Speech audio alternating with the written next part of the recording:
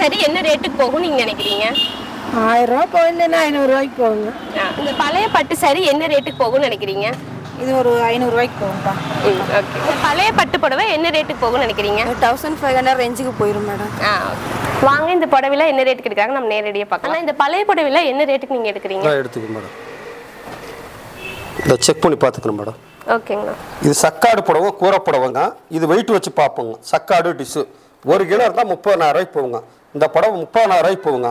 இந்த புடவை வந்து 5000 ரூபாய்க்கு போகுங்க. என்ன வித்தியாசத்துல இது பிரிக்கிறீங்கன்னா? இது வந்து மேடம் சிங்கிள் பார்டு மேடம். ஜரிகைக்காக தான் ஒதுக்குது மேடம். இது சிங்கிள் பார்டு மேடம். இது double side barred madam. Evening வைர ஊசி மாடல் மேடம். இது 8000 ரூபாய்க்கு போகும் மேடம். மொத்தம் அது 43,000 ரூபாய்க்கு போகும் மேடம். அவங்க பழைய கிழிந்த பட்டு புடவைக்கு 43,000 கொடுத்தாச்சு மேடம். எண்ணி பார்த்துக்குங்க. என்னோட அம்மாவோட பாட்டியோட பழைய பட்டு புடவை கொண்டு வந்து நான் காசா மாத்திட்டேன்.